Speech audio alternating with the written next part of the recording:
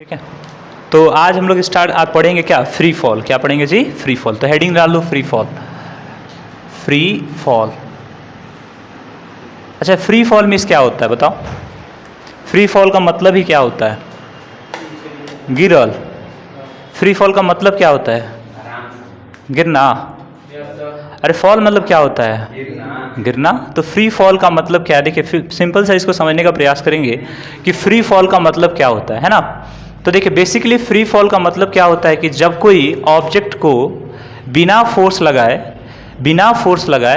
गिरा दिया जाए, ऊपर से नीचे बिना फोर्स लगाए जब गिराया जाएगा, ठीक है, तो जो ऑब्जेक्ट जब गिरेगा उस फॉल को हम लोग बोलेंगे फ्री फॉल। क्या बोलेंगे? Free fall.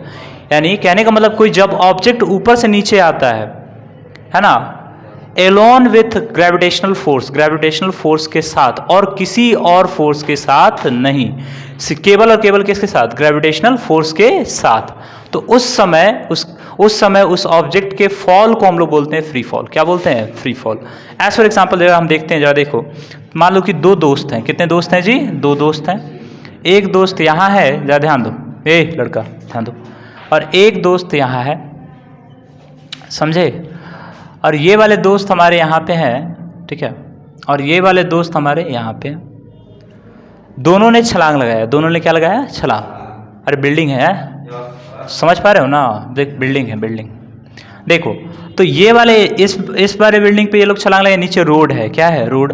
और दोनों को करना था सुसाइड। क्या करना था? सुसाइड। क्योंकि दोनों लोगों का मतलब ब्रेक नहीं, छोड़ो तुम लोग खा जानते हो, ठीक है, दोनों लोग का सुसाइड करना था। क्या करना था? सुसाइड। क्या कि पापा ने मना कर दिया ना कि हम बाइक नहीं दिलवाएंगे, ठीक है, तो ये बोला हम कूद जाएंगे, ये बोला हम कूद जाएंगे, ठीक है।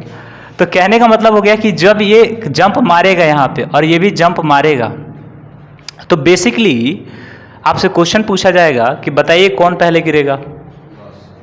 इधर वाला गिरेगा कि इधर वाला गिरेगा? इधर वाला गिरेगा। क्यों? क्योंकि इसका हाइट कम है। इसका हाइट क्या है? कम है। और इसका हाइट जो है वो क्या है? ज़्यादा है। यही है ना सेंस में? अच्छा एक चीज़ बताइए, मान के चलिए स्काई डाइविंग आपने देखा है? स्काई डाइविंग प्लेन में से कुछ पगला सब होता है, पैराशूट लगा के छलांग लगा देता है, ना, ऊपर प्लेन में, ऊपर जाके फिर गोल गोल घूम के हाथ पकड़ के चिल्लाता है सो नहीं होता? अरे होता है ना, तुमने देखा नहीं? देखे हो कि नहीं? तो एज फॉर एग्जाम्पल मान के चलो, तो यहाँ आपको ये समझ आया कि मान लीजिए ये छलांग इधर लगा रहा है, ये छलांग इधर लगा रहा है। मान के चलिए दोनों छलांग लगाया, ठीक है, दोनों छलांग लगाया। मान के चलिए एजम्पशन कीजिए ये इधर, ये इसका पैर, इसका हाथ, ऐसे है ना। अरे बोलो हाँ कि ना? छलांग लगाया। तो उस समय इसके ऊपर दो फोर्स काम कर रहा होगा। एक तुम्हारा Fg होगा, है ना, फोर्स ड्यू टू ग्रेविटी। अरे बोलिए हाँ कि ना? और एक और फोर्स इसके ऊपर काम कर रहा होगा, friction of air. That is called क्या? एयर, जिसे हम लोग एयर रेजिस्टेंस कहते हैं। क्या कहते हैं? एयर रेजिस्टेंस, जिसे हम लोग क्या कहते हैं? एयर रेजिस्टेंस, जिसे हम लोग एयर रेजिस्टेंस के नाम से जानते हैं, है ना। तो जब कोई ऑब्जेक्ट ऊपर से नीचे गिर रहा होगा, तो उस स्थिति में अगर हम देखेंगे तो नीचे की तरफ एक फोर्स लग रहा होगा जिसे फोर्स ऑफ ग्रेविटी कहते हैं, और ऊपर की तरफ चूंकि हवा है चारों तरफ, बोलो हाँ कि ना, तो उसके कारण फ्रिक्शनल फोर्स एक लग रहा होगा ऊपर की तरफ। कहाँ की तरफ? ऊपर की तरफ, है ना। बोलो हाँ कि ना? तो उस समय मतलब ये बात हमको समझ आ रहा है, ठीक है। अगर मान के चलिए इस फ्रिक्शन को ही हटा दें, बोलिए हाँ कि ना? मतलब फ्रिक्शन को ही हटा दें, यानी एयर को ही हटा दें। जब एयर को हटा देंगे किसी जगह से, जब हवा को हटा देंगे, एयर को हटा देंगे, एटमॉस्फेयर को हटा देंगे, उस जगह को हम लोग क्या नाम से जानते हैं? बताइए तो, बताइए। शायद ये है ना, वैक्यूम। क्या जानते हैं जी? वैक्यूम। उस जगह को हम लोग क्या जानते हैं? वैक्यूम। यानी कहने का मतलब हो गया कि वैसा फॉल, वैसा गिरना जिसमें एयर नहीं हो, केवल और केवल उसके ऊपर एक ही फोर्स काम करे, जिसे हम बोलते हैं फोर्स ऑफ ग्रेविटी, है ना। जब कोई ऊपर से कोई ऑब्जेक्ट नीचे गिरे और उसके ऊपर केवल एक ही फोर्स काम करे, जिसे हम लोग फोर्स ऑफ ग्रेविटी के नाम से जानते हैं, तो उस समय उसके गिरने को हम लोग बोलेंगे क्या? फ्री फॉल, है ना। बोलो हाँ कि ना? अरे बोलिए। तो मान के चलिए आप लोग जब एयरप्लेन पे, मान लीजिए आपको एयरप्लेन पे चढ़ा दिया जाए और गेट खोल के आपको बोला जाए छलांग लगाइए, ठीक है। तो जब आप कूदिएगा पैराशूट लेके आप कूदिएगा, ऐसे थोड़ी कूद जाइएगा ऐसे कूदे सीधा नर्क में पाओगे तुम लोग, है ना। ठीक है, स्वर्ग में अब डिपेंड करता है ना तुम लोग किसका किसका क्या क्या चुरा के खाया होगा सब, है ना। अभी मत बोलना कि कोई चीज़ हम चुरा के नहीं खाए, ठीक है। चलो देखो बात को समझो। तो कहने का मतलब कोई भी ऑब्जेक्ट जब ऊपर से नीचे गिरेगा, है ना, ऊपर से नीचे गिरेगा और हवा की उपस्थिति नहीं रहेगी, उस समय एयर नहीं रहेगा, वैक्यूम क्रिएट कर दिया जाए। क्या कर दिया जाए? वैक्यूम क्रिएट कर दिया जाए। और जब ये फोर्स ही नहीं लगेगा, जब ये फोर्स ही नहीं लगेगा तो उस स्थिति में ध्यान देना, ये यहाँ से गिरे चाहे मतलब उस स्थिति में ध्यान देना कि जब ये यहाँ से गिरेगा, ठीक है, समझ आ रहा है, तो उस समय इसके ऊपर एक ही फोर्स काम कर रहा होगा, that is called force of gravity. क्या जी? Force of gravity. बात को समझे कि नहीं? अब उस स्थिति में, फ्री फॉल की स्थिति में, जब वैक्यूम हमारा हो जाएगा, फ्री फॉल की स्थिति में आप एक 10 kg का बैग ले लीजिए और 2 kg का बैग ले लीजिए और दोनों को सेम हाइट से गिराइए। कितने हाइट से जी? सेम हाइट से। दोनों सेम टाइम पे एक साथ गिरेगा, दोनों सेम ही टाइम पे गिरेगा। क्यों? क्योंकि ग्रेविटी का जो वैल्यू है, फोर्स ऑफ ग्रेविटी जो है, दोनों के ऊपर क्या लगेगा? सेम। और वो लगाने वाला कौन होगा? अर्थ। वो लगाने वाला कौन होगा? अर्थ। तो बात को समझना है, फ्री फॉल का मतलब हो गया कि जब कोई ऑब्जेक्ट गिरे with only one and only one force, with one and only one force, जिसको हम बोलेंगे फोर्स ऑफ ग्रेविटी, और कोई दूसरा फोर्स वहां काम ना करे, और कोई दूसरा फोर्स वहां काम ना करे, उसको बोलेंगे हम लोग क्या? Free fall. उसको हम लोग क्या बोलेंगे? Free fall. बात को समझे कि नहीं? उसको हम लोग क्या बोलेंगे? Free fall. यानी जब कोई दूसरा ऑब्जेक्ट, मतलब दूसरा कोई चीज कामे ना करे, है ना, सिंपल, जब गिर रहा है तो गिर रहा है, बस बात खत्म। बोलो हाँ कि ना? अरे बात को समझ पा रहे हो कि नहीं? इस चीज को हम लोग क्या बोलेंगे? Free fall. क्या बोलेंगे जी? Free fall. बोलिए, बात को समझे कि नहीं? हाँ, इसको हम बोलेंगे फ्री फॉल, ठीक है।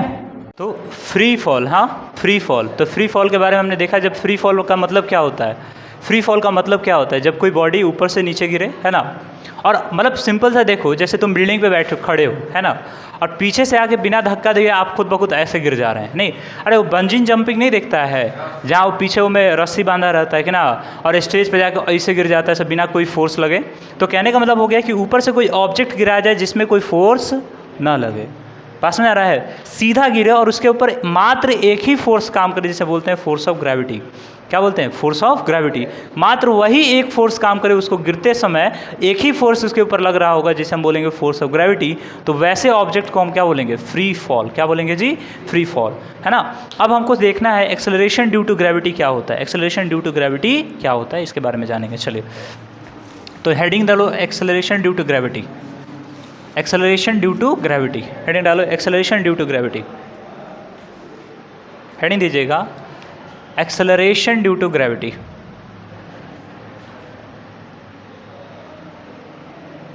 लिखिएगा acceleration due to gravity. Acceleration due to gravity. Acceleration due to gravity. बोलिए हाँ कि ना? तो कहने का मतलब हो गया कि जब हमने देखा एक थोड़ा सा इमोशनल इंसान जो छत पे चढ़ चुका है, जिसको बाइक नहीं मिला है, पापा ने बाइक नहीं दिलाया है, तो वो फ्री फॉल के लिए तैयार है। फ्री फॉल के लिए क्या है? तैयार। वो यहाँ पे खड़ा हुआ है, यहाँ पे खड़ा हुआ है, और वो बोल रहा है कि हम फ्री फॉल कर जाएंगे यहाँ से। फ्री फॉल मतलब हम आत्महत्या कर लें, खुद कूद जाएंगे, है ना, मतलब कोई फोर्स हम पे नहीं लगाएगा, हम खुद ब खुद गिर जाएंगे, फ्री फॉल होंगे, नीचे तबाक गिरा के नीचे गिरेंगे, है ना। तो मान लीजिए कोई ऑब्जेक्ट जब ऊपर से नीचे गिरेगा, ऊपर से नीचे गिरेगा, तो कहने का मतलब हो गया कि इस समय इसका फोर्स एक्सेलरेशन, मतलब इस समय इसकी वेलोसिटी जो होगी वो क्या होगी? कम होगी। अरे कम होगी ना। और जैसे जैसे बीच रास्ते में पड़ेगा वो और तेज़ होते जाएगा, तेज़ होते जाएगा, अंत में क्या होगा? अंत में जब गिरेगा, सोच लो अगर मान के चलिए यहाँ से चला, यहाँ से तुम लोग कूदका दिया जाए नीचे, और मतलब कूदे ना हम धकिए, कोनो आके बोल दे कि ऐसे पलट जाइए आप पीछे, बस। तो कहने का मतलब हो गया कि जब ऊपर से तुम नीचे गिरोगे तो यहाँ वेलोसिटी कुछ था, यहाँ जीरो था वेलोसिटी, और नीचे यहाँ पे जब आए गिरना स्टार्ट किया तो वेलोसिटी बढ़ा ना जी। अरे वेलोसिटी बढ़ा ना। और वो वेलोसिटी क्यों बढ़ रहा है? वेलोसिटी इसलिए बढ़ रहा है क्योंकि आपके ऊपर एक फोर्स लग रहा है, जिसे हम बोलते हैं फोर्स ऑफ ग्रेविटी। क्या बोलते हैं जी? Force of gravity. बात को समझ पा रहे हो कि नहीं? और जैसे आपका वो बढ़ा, नीचे बढ़ा, वेलोसिटी बढ़ा, तो चेंज इन वेलोसिटी बराबर क्या होता है?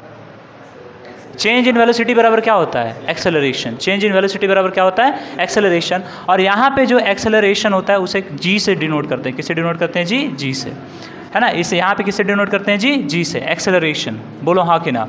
और वो जो एक्सेलरेशन होता है वो क्या होता है? जी होता है। क्या होता है जी? जी। तो कहने का मतलब जब कोई ऑब्जेक्ट ऊपर से नीचे गिरता है, उसकी वेलोसिटी लगातार चेंज होती जाती है, और वेलोसिटी चेंज होने का मतलब ही क्या, एक्सेलरेशन। एक्सेलरेशन, तो एक्सेलरेशन ड्यू टू ग्रेविटी समझ आ गया, क्योंकि एक फोर्स उसको नीचे पुल कर रहा है जिसके कारण उसके वेलोसिटी में क्या आ रहा है, चेंज आ रहा है, उसके कारण उसके वेलोसिटी में क्या आ रहा है, चेंज आ रहा है। और जैसे वेलोसिटी में चेंज आ गया तो उसका मतलब क्या जनरेट कर लिया, वो क्या जनरेट कर लिया, एक्सेलरेशन। क्या जनरेट कर लिया जी, एक्सेलरेशन। और एक्सेलरेशन ड्यू टू ग्रेविटी को हम किससे डिनोट करते हैं, जी से। किससे डिनोट करते हैं जी, जी से, हाई जी का, ई वाला जी नहीं, व्हाट्सअप वाला जी नहीं, हाई वाला जी, ठीक है। बात को समझे कि नहीं, अरे बोलो हाँ कि ना, अरे समझा जी, बोलो, चलो नहीं ठीक है, कस के नहीं, तो ये आपको समझाया है ना। अब एक बात हमको बताओ, एक्सेलरेशन ड्यू टू ग्रेविटी जो है जी, है ना, स्मॉल जी जो है, उसका वैल्यू कितना होता है, 9.8 मीटर पर सेकेंड, 9.8 मीटर पर सेकेंड।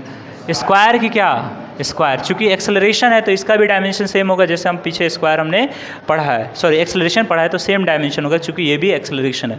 अच्छा, ये एक्सेलरेशन क्यों जनरेट होता है आपको पता चल गया, क्योंकि फोर्स ऑफ ग्रेविटी लगता है जब कोई चीज़ ऑब्जेक्ट ऊपर से नीचे गिरता है, उसके ऊपर एक फोर्स ऑफ ग्रेविटी लगता है जिसके कारण उसके वेलोसिटी में लगातार क्या होता है, चेंज आता है। और जैसे वेलोसिटी में चेंज होगा तो चेंज इन वेलोसिटी बराबर क्या, एक्सेलरेशन। बात को समझे कि नहीं, बोलो हाँ कि ना, अरे समझे ना, बोलो, अरे बोलिए ना। चलिए, तो ये टॉपिक हमारा हो गया है ना, एक्सेलरेशन ड्यू टू ग्रेविटी, ठीक है, ये टॉपिक हो गया। अब देखते हैं, चलिए, तो देखो हमने बदल लिया एक्सेलरेशन ड्यू टू ग्रेविटी क्या है, क्यों है, अरे पता है ना, जब कोई ऑब्जेक्ट ऊपर से नीचे गिरता है उसको एक फोर्स नीचे की तरफ पुल करता है, जिसे हम कहते हैं फोर्स ऑफ ग्रेविटी। क्या कहते हैं, फोर्स ऑफ ग्रेविटी, जिसके कारण उसके वेलोसिटी में लगातार चेंज होता है। और हमने पीछे पढ़ा है कि चेंज इन वेलोसिटी बराबर क्या, एक्सेलरेशन। चेंज इन वेलोसिटी बराबर क्या, एक्सेलरेशन, जिसे हम लोग जी से डिनोट करते हैं, और जिसका वैल्यू कितना होता है, 9.8 मीटर पर सेकेंड स्क्वायर। अच्छा, 9.8 मीटर पर सेकेंड स्क्वायर कैसे आया, हाउ, कैसे आया, बोलो हाँ कि ना। तो ये कैसे आया, तो उसके लिए हम पहले क्या करेंगे, अच्छा ये एक्सेलरेशन कब है, फ्री फॉलिंग बॉडी के लिए, किसके लिए जी, फ्री फॉलिंग बॉडी, बाकी और सब के लिए भी लगेगा, और सब के लिए भी लगेगा, बोलो हाँ कि ना। अब चलो यहाँ पे ध्यान देते हैं, चलिए मान के चलिए, अब हमको वैल्यू निकालना है, क्या निकालना है, वैल्यू। देखो सबसे बड़ा value of acceleration, value of acceleration, value of acceleration due to gravity, due to gravity, value of acceleration due to gravity, value of acceleration due to gravity, यानी एक्सेलरेशन का वैल्यू क्या होगा, ड्यू टू ग्रेविटी, है ना, value of acceleration due to gravity. बात को समझ पा रहे हो कि एक्सेलरेशन का जो वैल्यू है 9.8 मीटर पर सेकेंड स्क्वायर, यानी जी का जो वैल्यू है वो क्या है, 9.8 मीटर पर सेकेंड स्क्वायर। ये आया कैसे, इसको कैसे निकाला गया, बोलो हाँ कि ना, है ना। जी का वैल्यू क्या होगा, जी का वैल्यू क्या होगा, उसको कैसे फाइंड करेंगे। एक चीज़ बताओ, न्यूटन का सेकंड लॉ से अगर हम फोर्स का अगर हम फॉर्मूला देखें तो फोर्स का फॉर्मूला क्या होता है, न्यूटन के सेकंड लॉ से, जरा बताओ। अच्छा एक चीज़ बताओ, न्यूटन के सेकंड लॉ से मान लीजिए कोई ऑब्जेक्ट नीचे गिर रहा है, कोई ऑब्जेक्ट नीचे फ्री फॉल कर रहा है, बोलो हाँ कि ना, कोई ऑब्जेक्ट नीचे फ्री फॉल कर रहा है ना, उसके ऊपर एक फोर्स लग रहा होगा, क्या लग रहा होगा जी, फोर्स, क्या लग रहा होगा जी, फोर्स, और बोलिए हाँ कि ना। अच्छा, फोर्स को हम कैसे डिफाइन करते हैं, मास इनटू एक्सेलरेशन, F बराबर ma, बोलो हाँ कि ना। मगर यहाँ पे एक्सेलरेशन क्या है, g है कि a है, अरे g है कि a है, बोलो हाँ कि ना, g है ना। तो हम यहाँ पे क्या लिखेंगे, F बराबर मास इंटू क्या, अरे मास इंटू ग्रेविटी, F बराबर g मास इंटू ग्रेविटी, और बोलिए हाँ कि ना, F बराबर g मास इंटू ग्रेविटी, ठीक है। अच्छा, एक और फोर्स इसके ऊपर, कोई ऑब्जेक्ट अगर ऊपर से नीचे गिर रहा है तो एक और फोर्स इसके ऊपर काम कर रहा है, जिसे हम कहते हैं फोर्स ऑफ ग्रेविटी। क्या कहते हैं, फोर्स ऑफ ग्रेविटी, बोलिए हाँ कि ना। इसे हम लोग क्या कहते हैं, फोर्स ऑफ ग्रेविटी। अच्छा, फोर्स ऑफ ग्रेविटी का फॉर्मूला क्या होता है बताओ, F बराबर g m बटा क्या, देखो जी कैपिटल M इंटू क्या, small m, G capital M into small m by r square. अच्छा, दोनों फोर्स सेम बॉडी पे एक्ट कर रहा है, दोनों फोर्स सेम बॉडी पे एक्ट कर रहा है। अरे एक्सेलरेशन के कारण हम न्यूटन का सेकंड लॉ भी बोल सकते हैं कि इसके ऊपर F बराबर ma मास इंटू एक्सेलरेशन, एक फोर्स काम कर रहा है, बोलो हाँ कि ना। और ग्रेविटी के कारण अर्थ जो इसको खींच रहा है, अर्थ के पुल के कारण भी हम कह सकते हैं कि Fg बराबर G capital M into smaller m by r square. Capital M is equal to mass of earth, और बात समझे, and second m is mass of object. अच्छा, दोनों फोर्स सेम ऑब्जेक्ट पे काम कर रहा है तो हमारा RLHS जो होगा वो क्या होगा, इक्वल होगा। क्या होगा जी, इक्वल होगा। तो हैव RHS क्या, जरा ध्यान दो, mg बराबर capital G capital M smaller m by r square. तो m से m कट गया तो g बराबर हमारा क्या हो गया, जरा देखो, capital M by r square. अब जरा यहाँ पे सोचो, समझने का प्रयास कीजिएगा, समझने का प्रयास कीजिएगा कि एक्सेलरेशन ड्यू टू ग्रेविटी जो है, किसी भी ऑब्जेक्ट में जो एक्सेलरेशन होता है ग्रेविटी के कारण, वो ऑब्जेक्ट के मास के ऊपर निर्भर नहीं करता है। देखो ना, कहाँ है मास, नहीं है, यानी ऑब्जेक्ट का मास कहाँ लिया जा रहा है, नहीं लिया जा रहा है, बोलो हाँ कि ना। यानी जब भी कोई ऑब्जेक्ट गिरता है वो भारी है कि हल्का है उसके ऊपर डिपेंड नहीं करता है, समझा रहा है। जो जी है, जो एक्सेलरेशन है, वो डिपेंड उसके ऊपर नहीं करता है। बात को समझे कि नहीं, और बोलो हाँ कि ना। तो जी बराबर क्या हो गया, जी बराबर capital G M by r square, capital M by r square. And this m is the mass of earth, this m is the mass of earth, this m is the mass of अर्थ। अच्छा एक चीज़ बताओ, मास of अर्थ हमने कल कितना पढ़ा था, 6 into, बताओ मास of अर्थ हमने कल कितना पढ़ा था, 6 इंटू 10 टू पावर 24 kg, बोलो हाँ कि ना, अरे पढ़ा था ना। अच्छा, रेडियस ऑफ अर्थ कितना है, जी का वैल्यू कितना है, कैपिटल जी का 6.67 इंटू 10 टू पावर -11 क्या है, न्यूटन मीटर पर kg स्क्वायर, न्यूटन मीटर, अच्छा मीटर स्क्वायर पर kg स्क्वायर। बात समझे कि नहीं। और रेडियस क्या है जरा बताओ, 6.4 इंटू 10 टू पावर 6 मीटर, बोलो हाँ कि ना। जब इस सभी का वैल्यू हम रख देंगे, जब इस सभी का वैल्यू अगर हम रख देंगे, इन जितना भी वैल्यू है सबका जब हम इसमें पुट करेंगे इस फॉर्मूला में, तो वी विल फाइंड क्या, जी, वी विल फाइंड क्या, जी, एंड दैट इज 9.8 मीटर पर सेकेंड स्क्वायर। बोलो बात समझ आया, बात को समझ पा रहे हैं कि नहीं। तो कैसे जी का वैल्यू हम निकाले और कैसे ये मास से, acceleration due to gravity object के मास से कैसे फ्री है, कैसे इंडिपेंडेंट है, हमने यहाँ पे देखा। बोलो हाँ कि ना, बोलिए हाँ कि ना। ये 9.8 मीटर पर सेकेंड स्क्वायर जो आया हुआ है एक्सेलरेशन ड्यू टू ग्रेविटी, वो ऑब्जेक्ट के मास पर निर्भर नहीं कर रहा है। तो भारी ऑब्जेक्ट हो चाहे हल्का ऑब्जेक्ट हो, कोई भी ऊपर से गिरेगा उसका एक्सेलरेशन कितना होगा, 9.8। चाहे ऊपर से हाथी को गिरा दे, चाहे आप गिरे, बात को समझाया, चाहे हम पेन को गिरा दे, चाहे आपको उठा के नीचे फेंक दिया जाए, दोनों जगह क्या रहेगा, सेम। बोलो हाँ कि ना। हाँ, बात अलग है पापा की परी सबका वो हल्का हो सकता है, नहीं, अरे तो उसका फ्री फॉल, तो ऑब्जेक्ट का मास लेने की आवश्यकता नहीं है, क्योंकि ऑब्जेक्ट का मास यहाँ पे है ही नहीं, यहाँ पे क्या है, मास ऑफ अर्थ है। बोलो हाँ कि ना। तो डिपेंड कहाँ करता है, ऑब्जेक्ट के मास पे। बोल, बात समझ आ रहा है। तो भारी ऑब्जेक्ट हो चाहे हल्का ऑब्जेक्ट हो, उस पर एक्सेलरेशन ड्यू टू ग्रेविटी कितना होता है, 9.8 मीटर पर सेकेंड स्क्वायर। ठीक है, इसको नोट डाउन करो पूरा, ठीक है। तो हमने ये देख लिया ना वेरिएशन, हमने देख लिया value of acceleration due to gravity, value of acceleration due to gravity हमने देख लिया। बोलो हाँ कि ना। अब जरा देखो, अब हमको ये देखना है कि क्या जी का वैल्यू हर जगह सेम रहता है क्या, है ना। Variation of acceleration due to gravity, यानी क्या एक्सेलरेशन में, है ना, क्या एक्सेलरेशन में जो ये एक्सेलरेशन ड्यू टू ग्रेविटी है, क्या ये कभी चेंज होता है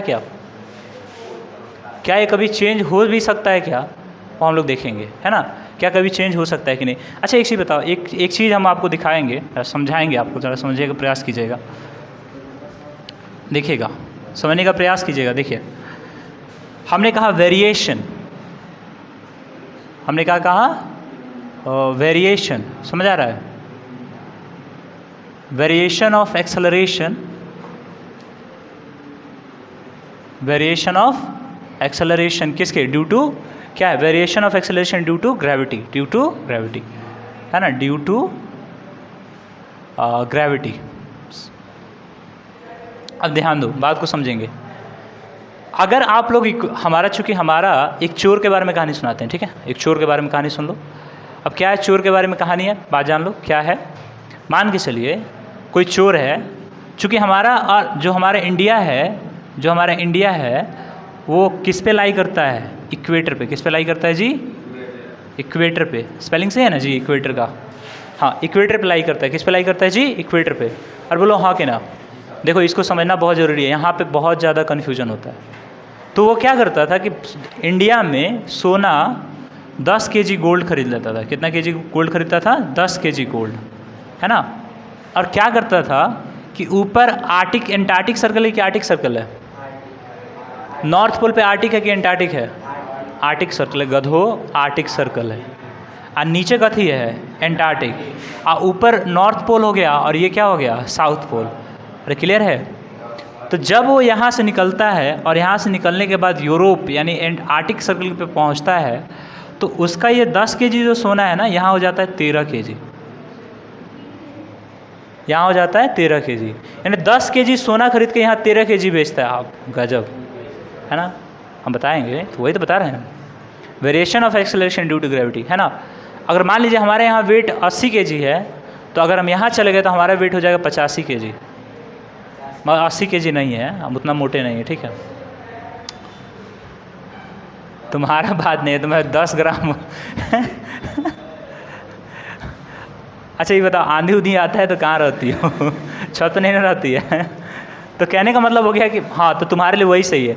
मान लीजिए यहाँ पे 30 kg अगर मास है, वहाँ जाइएगा तो मास आपका बढ़ जाएगा। क्यों होगा ऐसा? क्यों होता है, क्या है क्या नहीं है, इसके बारे में हम लोग देखेंगे, ठीक है ना। सबसे पहले इसको समझने के लिए आपको अर्थ का जो शेप है उसको समझना पड़ेगा। अर्थ का जो शेप है उसको समझना पड़ेगा। अब अर्थ का शेप कैसा है, जरा बताओ। अर्थ का शेप कैसा है? एग्जैक्ट शेप कैसा है बताओ। अर्थ का एग्जैक्ट शेप कैसा है बताओ। नहीं, अर्थ का एग्जैक्ट शेप कैसा? अर्थ किस शेप में होता है? ज्यूआइड। क्या होता है जी? ज्यूआइड। अच्छा, ओवल शेप का है क्या अर्थ? अंडा के शेप का अर्थ है क्या? देखो ओवल शेप कुछ ऐसा होता है, देखो ओवल शेप कुछ ऐसा होता है, मतलब थोड़ा सा गड़बड़ा गया। ओवल शेप कुछ ऐसा होता है, अंडा जैसा। मान लो ये अंडा है, अंडा जैसा, ठीक है। ओवल शेप थोड़ा सा मतलब बल्ज्ड आउट होता है चारों तरफ, है ना, ओवल शेप। मगर ज्यूआइड शेप जो होता है वो कुछ ऐसा होता है, ध्यान दो, ऐसा कुछ होता है। और जो हमारा अर्थ है वो ऊपर की तरफ यानी नॉर्थ पोल पे और साउथ पोल पे जो है वो फ्लैट है। क्या है जी? फ्लैट, यानी हल्का सा चपटा है। हल्का सा क्या है? चपटा है। और इधर ईस्टर्न है ना, ईस्ट की तरफ और साउथ की तरफ थोड़ा सा बल्ज्ड है, बाहर निकला हुआ है। बोलो हाँ कि ना। बात को समझे कि नहीं? अगर अर्थ का हम ये सेंटर मान ले इक्वेटर पे, बोलो हाँ कि ना। तो यहाँ पे अगर रेडियस देखा जाए, अर्थ का रेडियस, क्योंकि ये ऊपर से चपटा है, दबा हुआ है, तो यहाँ का रेडियस R1 और यहाँ पे इक्वेटर पे जो रेडियस होगा यहाँ इस पॉइंट का, तो R1 is less than R2 is, है ना। बोलेंगे R2 इज़ ग्रेटर देन क्या? R1। यानी यहाँ रेडियस ज़्यादा होगा और यहाँ रेडियस क्या होगा? कम होगा। यहाँ रेडियस ज़्यादा और यहाँ रेडियस क्या है? कम होगा। बोलो हाँ कि ना। बात को समझे कि नहीं? यानी कहने का मतलब इस जगह पे रेडियस हमारा क्या है? ज़्यादा है, और इस जगह पे रेडियस कम, इसलिए है क्योंकि ऊपर से दबा हुआ है ना। तो यहाँ रेडियस क्या है? कम, और यहाँ दबा हुआ नहीं है, यहाँ फैला हुआ है, तो रेडियस क्या हो जाएगा? बढ़ जाएगा ना। अरे बोलिए हाँ कि ना। अगर देखो ना, इस पॉइंट से तुम मिलाने का प्रयास करो, गोल खींचोगे अगर रेडियस, तो ये यहाँ पे आएगा, नहीं इतना ज़्यादा बढ़ गया होगा। देखो, बोलो हाँ कि ना। खींचोगे तो इतना बढ़ गया ना जी। बोलो हाँ कि ना। और अभी हमने एक्सेलरेशन ड्यू टू ग्रेविटी का हमने फॉर्मूला पढ़ा था, क्या? स्मॉल g बराबर capital G capital M by R square. बोलो हाँ कि ना। पढ़ा था ना? बोलिए। अच्छा एक और चीज़ बताओ, वेट का फॉर्मूला क्या होता है? Mass into gravity, acceleration due to gravity, है ना। Mass into acceleration. बोलो हाँ कि ना। जी, अरे बोलो। तो ये होता है। अच्छा, जी का वैल्यू अगर घटता बढ़ता है तो वेट भी घटेगा बढ़ेगा। बोलो हाँ कि ना। बोलिए। और जी का वैल्यू किसके ऊपर डिपेंड कर रहा है? आर के ऊपर। बोलिए हाँ कि ना। अरे हाइट बढ़ेगा घटेगा तो जी भी तो बढ़ेगा घटेगा। ज़्यादा ऊंचा से गिरेगा, ज़्यादा एक्सेलरेशन, उसको नीचे गिरते गिरते तक 9.8 ऐड होते होते नीचे तक ज़्यादा वैल्यू होगा। बोलो हाँ कि ना। कम नीचे, मान के सीधा सी एग्जाम्पल है, आपको 4 मंजिल से छलांग मतलब लगाने के लिए बोल दिया जाए और बोला जाए 1 मंजिल से छलांग लगाइए, 4 मंजिल से धक्का दिया जाए और 1 मंजिल से धक्का दिया जाए, चोट कहाँ लगेगा ज़्यादा? सेम चोट लगेगा रे। हाँ, हम बोलेंगे बेंच पर से कूद को, अब बोलेंगे छत पर से कूद को, अंतर है ना जी। ऊपर से कूदने में हमारा जो एक्सेलरेशन वो बहुत ज़्यादा हो जाएगा। बोलो हाँ कि ना। तो अब देखो बात को समझो, अगर हम कहेंगे कि अगर हम आर को बढ़ा रहे हैं तो जी का वैल्यू क्या हो जाएगा? बोलो हाँ कि ना। जी का वैल्यू घट जाएगा ना। बोलिए। और r को घटा देंगे तो g का वैल्यू क्या हो जाएगा, बढ़ जाएगा। तो यहाँ r का वैल्यू घट गया, तो यहाँ जैसे r का वैल्यू हम घटाएं, जरा देखो r का वैल्यू जैसे घटाएं, g का वैल्यू हमारा वैसे बढ़ा, वैसे हमारा वेट भी बढ़ गया। बात समझ कि नहीं? अरे बोलो हाँ कि ना, अरे बोलो। और जैसे हम इधर इक्वेटर की तरफ गए तो यहाँ पे हमारा r का वैल्यू हमने क्या किया, इंक्रीज़ किया, तो g का वैल्यू हमारा क्या हो गया, घट गया। बात समझे? और चांद का रेडियस और हमारे अर्थ के रेडियस में अंतर है कि नहीं, है ना? अर्थ बड़ा है और चांद हमारा क्या है, छोटा है। कुछ बात समझ आ रहा है? अरे बोलो हाँ कि ना। तो अगर मान लीजिए कोई ऑब्जेक्ट है, मान लीजिए अर्थ का ये सरफेस है और यहाँ से कोई ऑब्जेक्ट ऊपर की तरफ जा रहा है और ये रेडियस है, तो इसका रेडियस जो है सेंटर से ये बढ़ता होते जा रहा है कि कम होते जा रहा है? बोलो हाँ कि ना। अरे हो रहा है ना जी, ऊपर की तरफ बढ़ रहा है तो रेडियस बढ़ते जा रहा है, यानी इसके ऊपर लगने वाला जो इसका वेट है वो क्या होगा, घटते चला जाएगा। बोलो हाँ कि ना। अरे बोलिए। तो एक और चीज़ जान लो। अच्छा एक और चीज़ यहाँ पे देख लो, यहाँ पे देख लो। अगर मान के चलिए कोई ऑब्जेक्ट हम ऊपर की तरफ फेंकते हैं, कोई ऑब्जेक्ट हम ऊपर की तरफ फेंकते हैं। अच्छा सिंपल, पहले उसको रोक देते हैं। पहले देखो, सेंटर से पोल की तरफ बढ़ा जाएगा, जी का वैल्यू घटेगा कि बढ़ेगा? जी का वैल्यू बढ़ेगा क्योंकि रेडियस हमारा घट रहा है। और पोल से इक्वेटर की तरफ बढ़ा जाएगा, पोल से इक्वेटर की तरफ बढ़ा जाएगा, तो जी का वैल्यू घटेगा कि बढ़ेगा? घटेगा ना, क्योंकि रेडियस हमारा क्या हो रहा है, बढ़ते चला जा रहा है। देखो यहाँ कुछ, यहाँ कुछ है, यहाँ कुछ, यहाँ कुछ और। बोलो हाँ कि ना। बात को समझ पा रहे हो? तो जब भी हम पोल से इक्वेटर की तरफ आएंगे जी का वैल्यू हमारा इंक्रीज होगा, और इक्वेटर से पोल की तरफ जाएंगे तो जी का वैल्यू हमारा क्या होगा? बोलो ना, इंक्रीज होगा। बात समझे कि नहीं? अरे क्लियर है? क्लियर है? कोई कन्फ्यूजन यहाँ पे? बोलो ना, कोई कन्फ्यूजन है? चलो, तो यहाँ पे इससे एक और फॉर्मूला तुम लोग लिख लेना।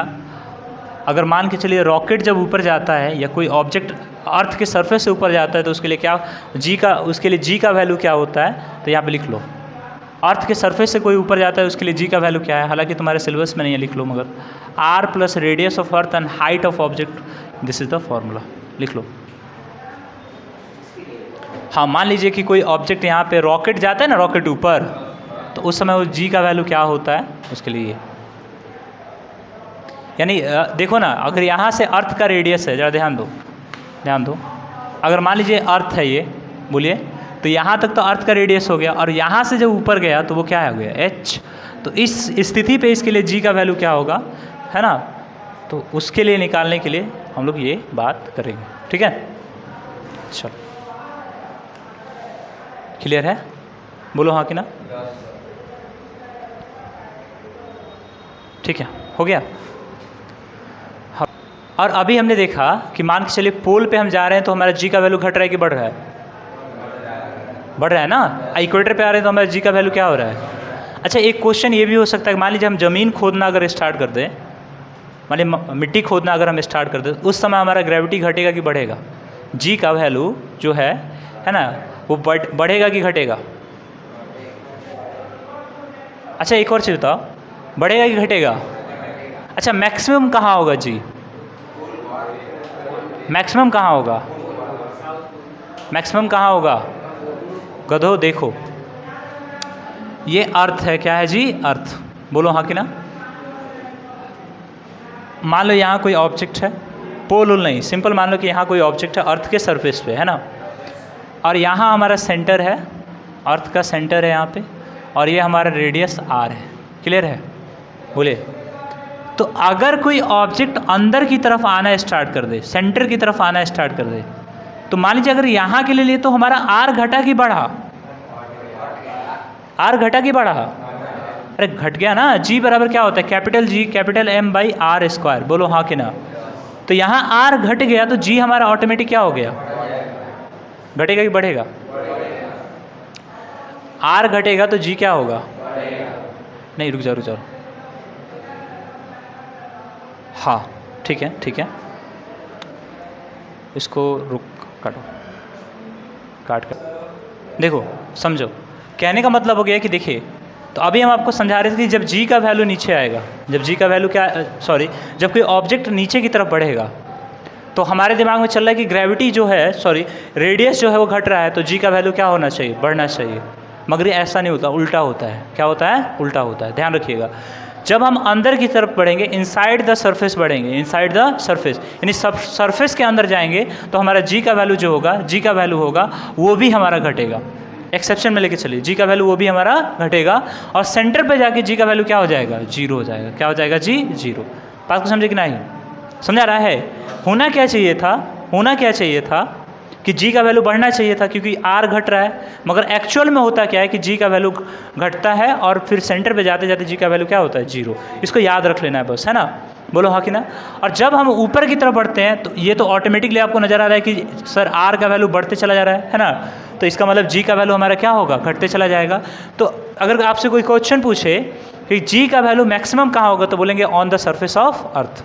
On the surface of earth. ऊपर की तरफ बढ़ेंगे तब भी जी घटेगा, नीचे की तरफ बढ़ेंगे तब भी जी घटेगा। और जी का वैल्यू जीरो कहाँ होगा, बोलेंगे सेंटर ऑफ द अर्थ, यानी अर्थ के सेंटर पे जी का वैल्यू क्या होगा, जीरो होगा। बात को समझे कि नहीं? समझ पा रहे हो ना बातों को? बोलिए हाँ कि ना? चलिए चलिए, इसको हम लोग है ना देखते हैं। चलिए अब देखिए, अब आप हम लोग को पढ़ना क्या है, ठीक है? अब हमको पढ़ना क्या है कि हमने आपको बता दिया। अब हमको देखो, हाँ एक और चीज़ ध्यान दो, एक चीज़ हमको बताओ, अगर मान लीजिए हम 10 मीटर पर सेकेंड स्क्वायर से हम कहीं जा रहे हैं, है ना, एक्सेलरेशन हम जा रहे हैं, तो अगर एक्सेलरेशन को घटाना है, अगर हमको रोकना है, तो कोई ना कोई तुमको फोर्स अप्लाई करना पड़ेगा।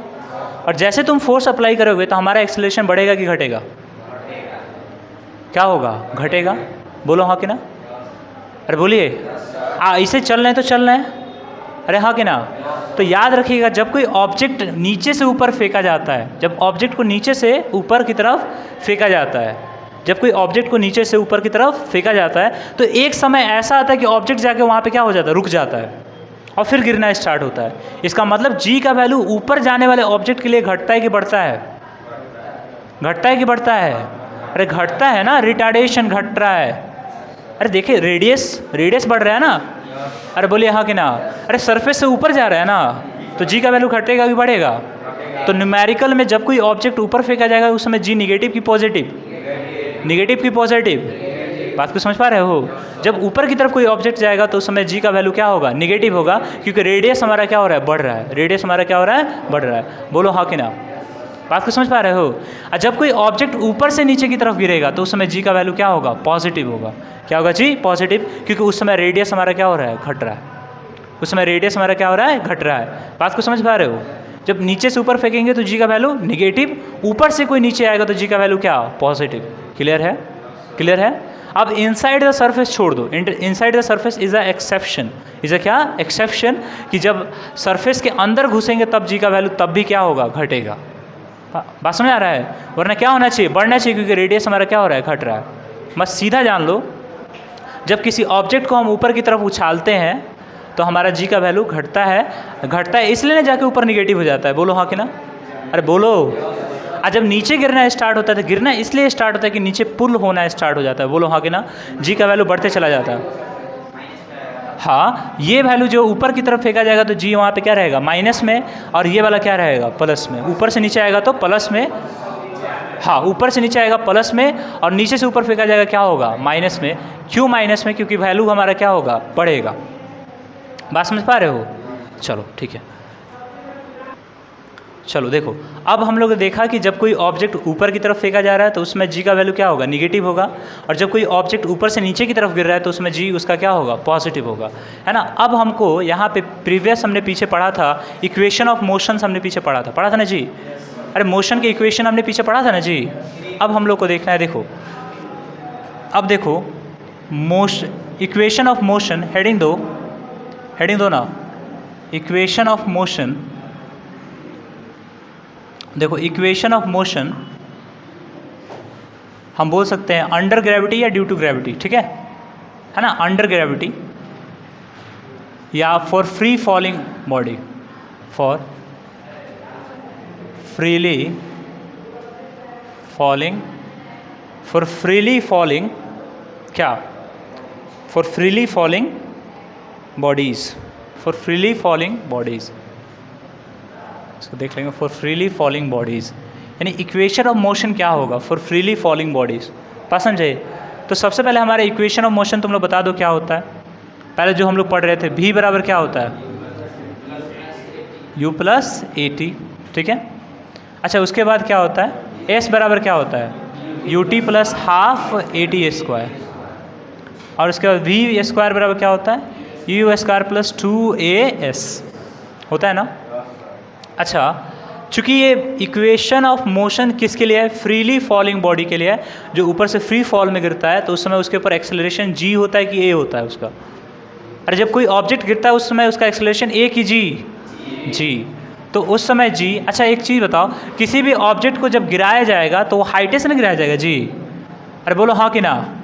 अरे वर्टिकली गिराया जाएगा ना, चाहे ऊपर जाएगा चाहे नीचे जाएगा, बोलो हाँ कि ना, अरे बोलो हाँ। तो कहने का मतलब हो गया कि वहाँ डिस्प्लेसमेंट s लिया जाएगा कि h लिया जाएगा, क्या लिया जाएगा h, डिस्प्लेसमेंट नहीं लिया जाएगा ना, बोलो हाँ कि ना। वहाँ हाइट लिया जाएगा, क्या लिया जाएगा हाइट, और एक्सेलरेशन हमारा क्या लिया जाएगा, तो s बराबर क्या हो जाएगा h और a बराबर क्या हो जाएगा g। तो v का फॉर्मूला क्या हो जाएगा v बराबर u प्लस जी टी, बोलो हाँ कि ना। और ये s बराबर नहीं क्या होगा h बराबर यू टी प्लस हाफ क्या जी टी स्क्वायर, बोलो हाँ कि ना। v स्क्वायर बराबर क्या u square plus 2gs, clear है, सॉरी gh, क्लियर है, बोलिए हाँ कि ना।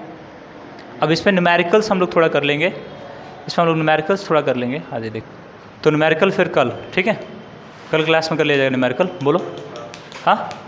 तो कल पूरा रूल याद करके आइएगा, जो भी मतलब पढ़ाया गया है ना, वो सारे चीज़ को याद करके आना है, और कल न्यूमेरिकल होगा बहुत सारा, ठीक है। चलिए।